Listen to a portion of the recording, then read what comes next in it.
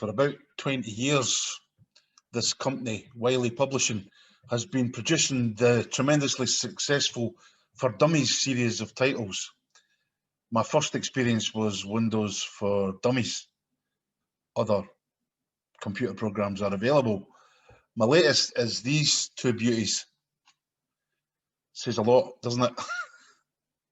The secret of their success is to make intimidating subjects approachable, cutting through the technical jargon and dumbing down the core concepts to their absolute essentials in a non-threatening how-to format.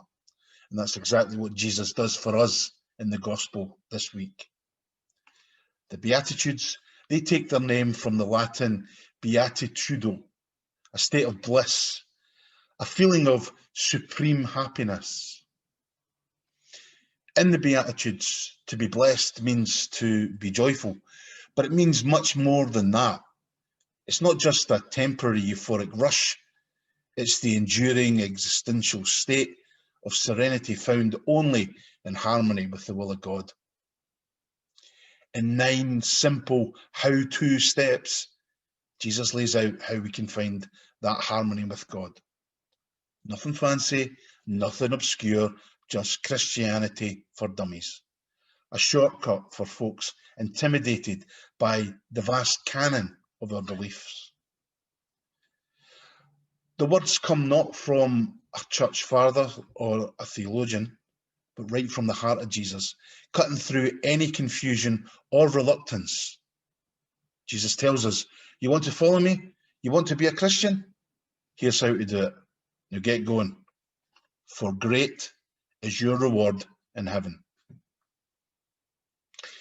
Let's sample this far from secret formula for happiness.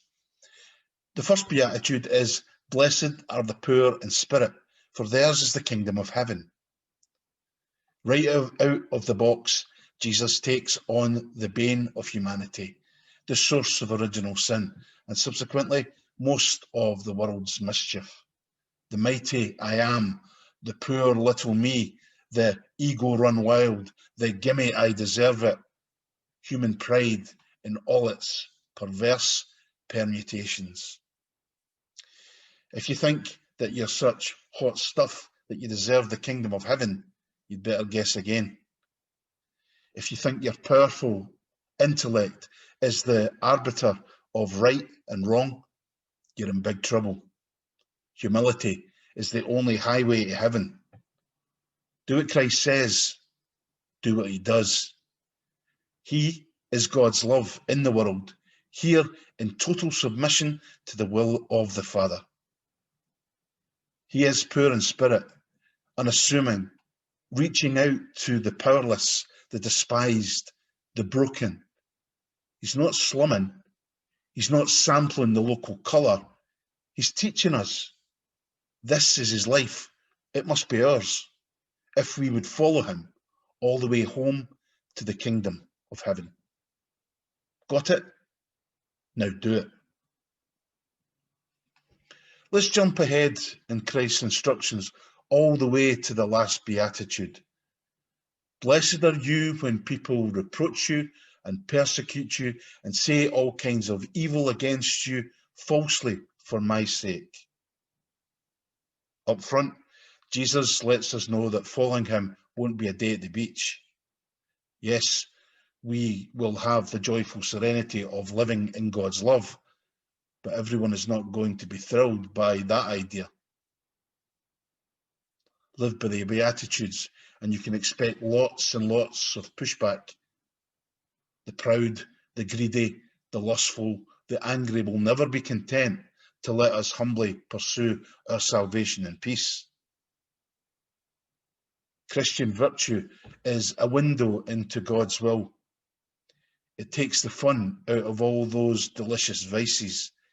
Actively or passively, expect to be marginalised, to be reviled, to be persecuted. But know too that when you're abused, you're blessed, for great is your reward in heaven. For that is how they persecuted the prophets who were before you.